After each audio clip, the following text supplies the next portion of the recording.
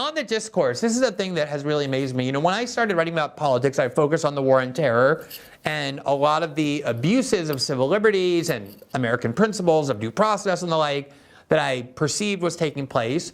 And at the time, anybody who questioned the war on terror of Bush and Cheney, especially 2003, 4, 5, was accused of being pro-terrorist or pro-Al-Qaeda, that you weren't defending your own country's legal values and constitutional principles, but you must be on the side of the terrorists. And I thought that tactic kind of went away, that it was obviously manipulative and deceitful. There was a lot of reasons why you would object to Bush-Cheney foreign policy without being pro-terrorist or pro-Osama bin Laden. And yet here we are, throughout the last 2.5 years, anybody who tried to introduce these ideas that you've talking about, which weren't just valid, but I think have been entirely vindicated, wasn't just excluded from the discourse, wasn't just told that you were wrong, but anyone who stood up and said it, and I know this, you know this, I've been put on official lists, as I believe you have been too, by the Ukrainian government. Yep. They would accuse you of being a Kremlin loyalist, kind of like a very McCarthyite discourse, that you were secretly getting paid by like the Kremlin, that you were loyal to Moscow over your own country. And that really did work. That continues to be the sort of primary tactic against people like yourself who have expressed dissent about this war. Why did that work? I mean, why does that, I honestly didn't think it would. I never thought it would when Hillary Clinton first raised it against Donald Trump with Russiagate. But it seems to have such a stranglehold, kind of ability to influence people, to deter people from speaking out, and to get other people really on board with this tribalistic notion that either you support your government's war or you're on the other side. Why do you think that works so well? Well, let me say one basic point. The fundamental problem is that American foreign policy is against the interests of the American people, and therefore it is based on continuous lying. This is not new to Ukraine or to Gaza. Of course, it was part of the Iraq War. It was part of Syria, because how many Americans understand that Obama ordered the CIA to overthrow the Syrian government? It's almost not discussed.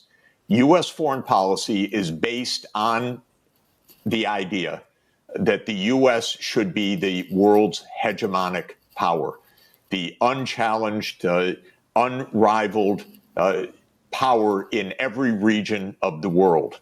Full spectrum dominance, meaning economic, military, technological, diplomatic, financial dominance in every part of the world. It's completely delusional. It's delusional. Well, maybe there was a brief period where after World War II, the U.S. stood dominant because the U.S. hadn't been destroyed militarily. Maybe there was a moment, and there was after the dissolution of the Soviet Union, when the U.S. in a way was unrivaled. But life is a little bit more complicated than the United States holding all the pieces in the world. Since we don't, trying to do so means nonstop wars. And the American people, if it was explained to them, hey, Americans, how do you feel about nonstop wars so that the U.S. can be the unchallenged power of the whole world? People would say, are you crazy? Leave me alone. I got to go back to work. I'm trying to raise my kids. You stop sending us so much threat, taxes, trillions of military spending, and so on. They never buy this stuff. And so the whole thing is based on lies. We have to go into Iraq. It's not us in Syria. It's the Russians in Syria. It's not us in Ukraine. It's Putin unprovoked, and on and on. It's such sad nonsense. But since it's based on lies, it has to be secret also. It cannot be that there's open discourse.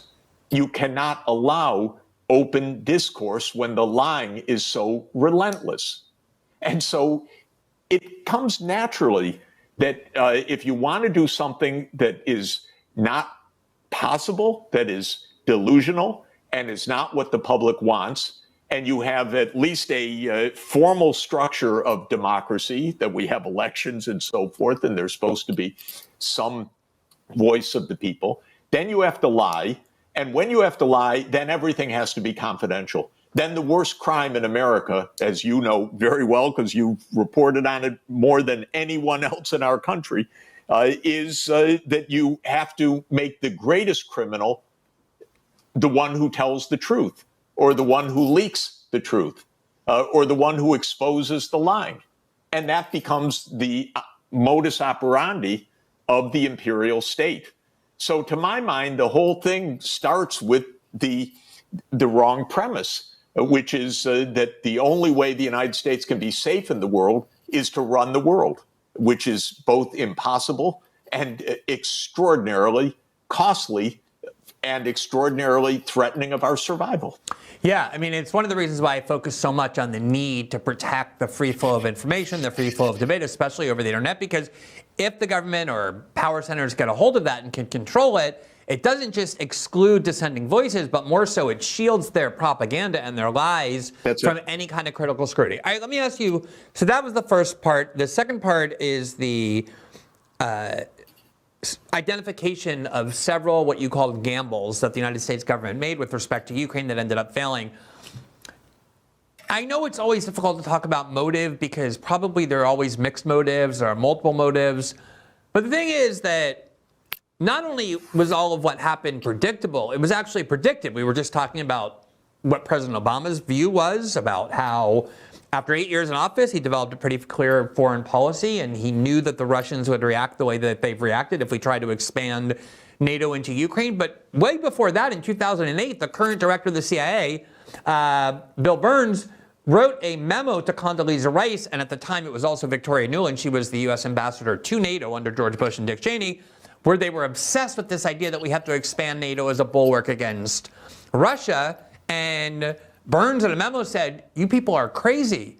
I've spent a lot of time in Moscow, and if we do that, it's not just Putin, but pretty much every sector of Moscow's political factions, including Putin's opponents, his liberal opponents, who view NATO expansion into Ukraine as a red line, that they will that will automatically provoke the seizure of Crimea, their extreme interference with eastern Ukraine, just as a start. So everything that has happened was not a surprise. It was obviously known. I'm wondering, do you think that what happened was that the U.S. either disregarded that knowledge or decided it was worth it to risk because of how important Ukraine was? Or was there some level on which that provocation was part of the plan? In other words, we know that we tried to trap the Soviet Union in Afghanistan before. Other countries have done that to us.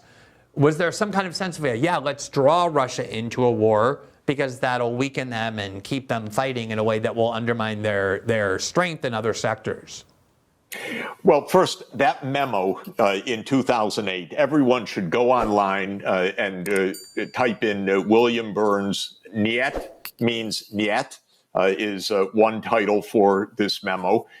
The reason, incidentally, that we know about it is that Julian Assange revealed it to us. Otherwise, we'd never know about it. Which is why he's in prison. Which is why he's in prison. Exactly. Just like we were talking about. Exactly.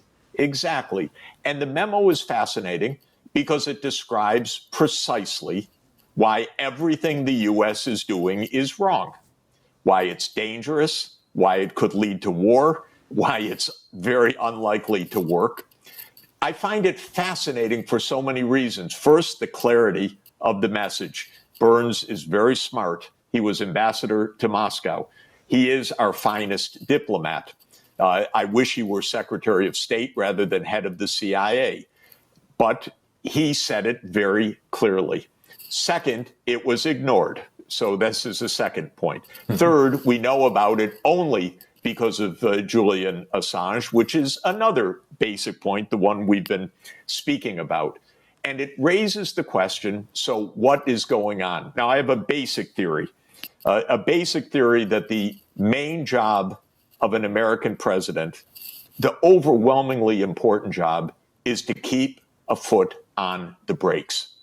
By the brakes, I mean stopping the war machine which as a $1 trillion a year business is always revving.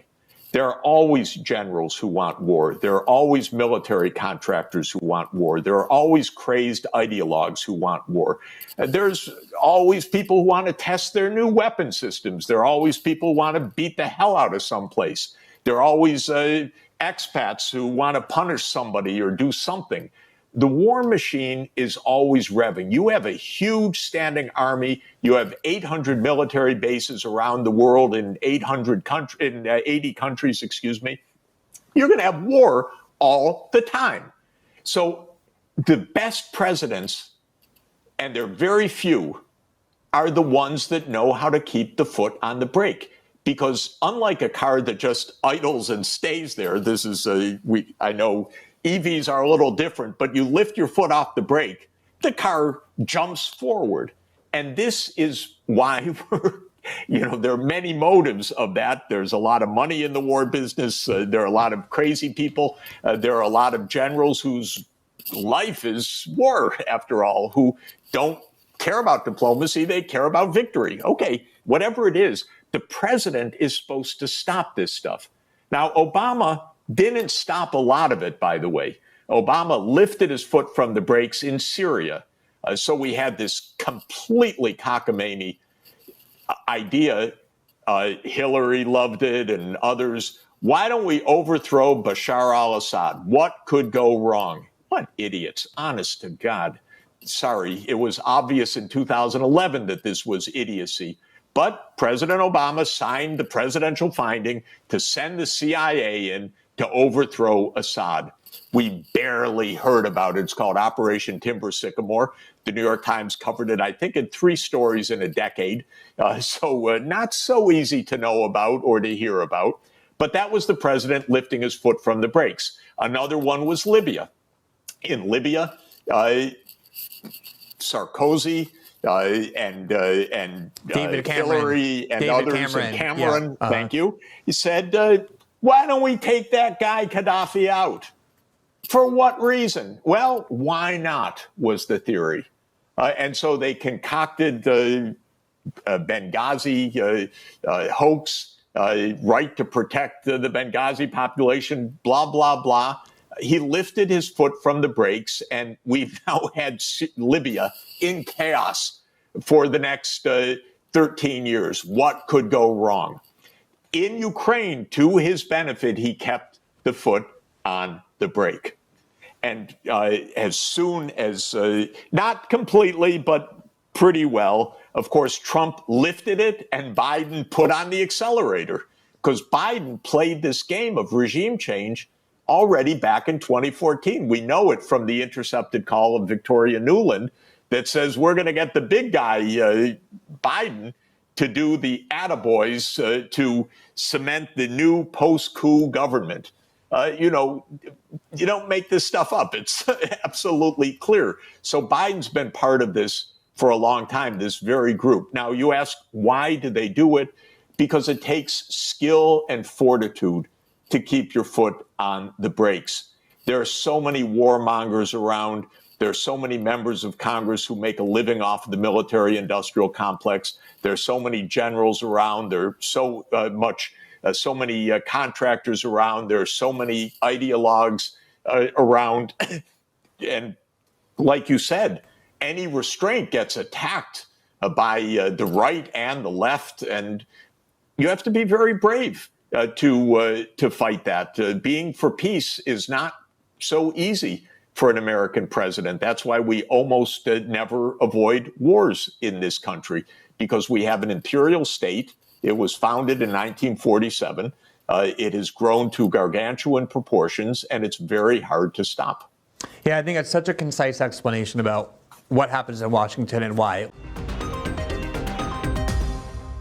Thanks for watching this clip from System Update, our live show that airs every Monday through Friday at 7 p.m. Eastern, exclusively on Rumble. You can catch the full nightly shows live or view the backlog of episodes for free on our Rumble page. You can also find full episodes the morning after they air across all major podcasting platforms, including Spotify and Apple. All the information you need is linked below. We hope to see you there.